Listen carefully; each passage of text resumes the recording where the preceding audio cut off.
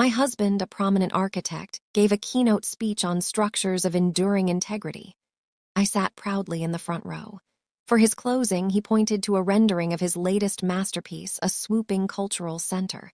And for the inspiration, he said, I must thank my wife who has devoted her life to maintaining our home, a beautiful, if far less ambitious, project.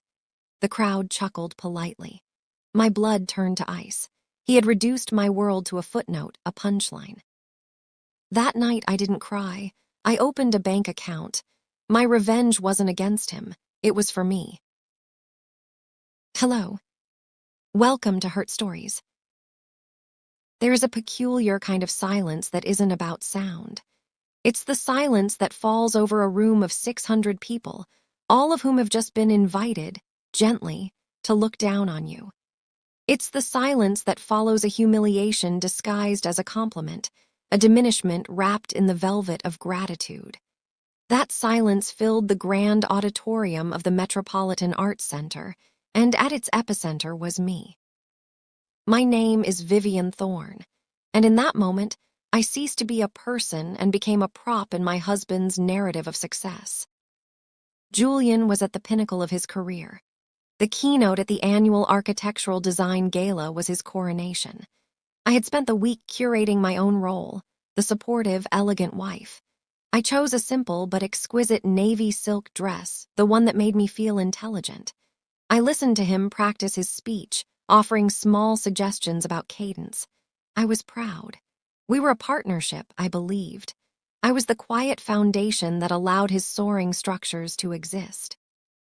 He was magnificent on stage, charismatic, brilliant, weaving philosophy and engineering into something magical. He spoke of structures of enduring integrity, of architecture as a dialogue between ambition and responsibility. My heart swelled. This was the man I had loved, had supported through graduate school, through the lean early years, through the birth of our children. Then he reached his conclusion. The screen behind him showed the final, breathtaking rendering of his new project, the Aurora Cultural Center. It was a masterpiece of light and curves. He paused, a practiced, humble smile on his face. And finally, he said, his voice softening, inspiration comes from the most personal places. For this project, I must thank my wife, Vivian. A warm spotlight found me in the front row. I smiled up at him, a flush of unexpected pleasure on my cheeks. His next words left his mouth like softly spoken bullets. Who has devoted her life to maintaining our home, a beautiful, if far less ambitious, project. A daily reminder that integrity starts in the smallest spaces we curate. The crowd emitted a warm, understanding chuckle. A few people glanced at me with patronizing smiles. The spotlight felt like an interrogation lamp. My smile froze, then melted into something brittle and false. He had taken my life's work, the raising of our children, the management of our home, the emotional labor that underpinned his freedom to create, and he had framed it as a charming, simple-minded hobby. He had contrasted it with his ambition and found mine quaint. I was not his partner. I was his domestic inspiration, a living, breathing mood board. The rest of the evening was a blur of handshakes and hollow congratulations. Your husband is so eloquent. What a sweet shout-out. Julian was buoyant, receiving accolades. He didn't look at me, didn't sense the seismic fracture that had just torn through the bedrock of our 22-year marriage. In the car home, he chattered about the contacts he'd made. I said nothing.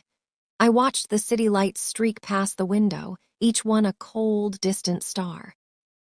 That night, I didn't sleep in our bed. I went to the guest room. I didn't cry. I lay in the dark, and I conducted a forensic audit of my life.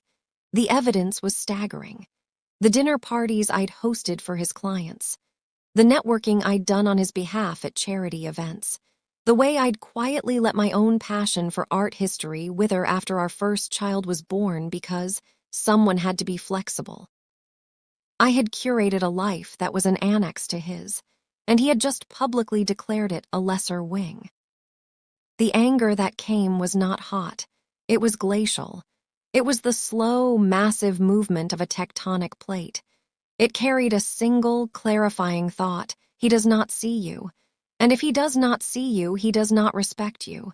And if he does not respect you, this is not a partnership. This is a tenancy. The next morning, while he slept off his triumph, I went to a different bank. I opened a checking and savings account in my name only. I deposited the small, private inheritance from my aunt that I'd kept in a shoebox for a rainy day. This wasn't rain. This was a climate shift. That afternoon, I enrolled in a course, not a pottery class or something soothing. I enrolled in a certified financial analyst prep course online. I had been an economics major before I left to support Julian. Numbers, I remembered, did not patronize you. They either added up or they didn't. This was the beginning of my silent campaign. My revenge was not an affair, not a screaming match, not a lavish spending spree. It was the meticulous, patient reclamation of my own agency. I began to study our finances with the focus of a scholar. I learned about his firm's structure, his partnership shares, our investment portfolios. I stopped asking for money for household expenses. I began to transfer a set family management fee from our joint account to my private one each month, documenting it as a salary for services rendered. I hired a discreet bookkeeper to help me track everything. I used my newfound financial literacy to make myself quietly indispensable in a new way. When Julian was stressed about a cash flow issue at the firm, I didn't just listen, I modeled it. I created a projection that showed him a potential tax advantage he'd overlooked. He was stunned. "Where did you learn this?" "Online," I said mildly. I had some time. The respect in his eyes was new, but it was for a utility, not for me. Meanwhile, I began to rebuild myself. I reconnected with an old professor and started doing remote research assistance for an art history journal. The work was modestly paid but intellectually nourishing. It gave me a credential, a byline, a self that existed outside of Julian's wife. The most radical change was internal. I stopped managing his social calendar. I stopped being his memory. When he forgot his mother's birthday, I didn't remind him. The fallout was his to handle. I began to say no. No, I cannot host 20 people for dinner next week. No, I will not pick up your dry cleaning. I presented these not as rebellions, but as simple statements of fact. I have a work deadline. I have a class. He was bewildered, then irritated. The seamless domestic machinery he'd taken for granted began to stutter.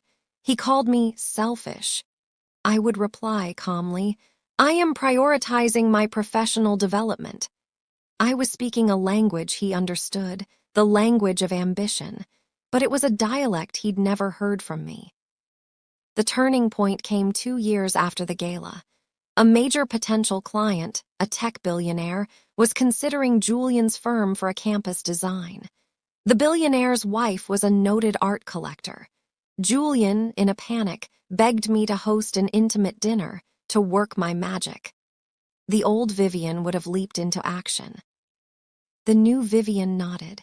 "I can host. My consulting rate for event curation and client relations is $200 an hour with a 10-hour minimum. I'll provide a contract." His face went slack with disbelief. "You want me to pay you? We're married." "And you are a firm hiring a specialist for a business development task," I said. "My expertise in art history and social curation is what you're seeking. I've attached my portfolio from the journal." I slid a printed document across his desk. He was furious, but he was also desperate. He signed. I executed a flawless evening. The conversation flowed. I spoke intelligently about the billionaire's wife's collection. I was not a charming appendage, I was a peer. We landed the account. Julian was ecstatic. When he tried to hug me, I stepped back and handed him an invoice. That invoice was my declaration of independence. It defined our relationship in terms he could no longer misunderstand. I was not a fixture. I was a stakeholder, a free agent. The final piece fell into place last month. The Art History Journal offered me a full-time role as their development director. The salary was substantial. It was my own. That same week, I met with a lawyer, not to file for divorce, but to draft a post-nuptial agreement. It outlined the clear division of our existing assets and established that future earnings were separate. I presented it to Julian. "This is insulting," he sputtered. "It's business," I said. "You understand structures of integrity. This is mine." He signed. He had no choice. The woman he'd humiliated as a hobbyist had become a force he needed, both personally and professionally, and she was dictating her own terms. He humiliated me in public, so I took my life private.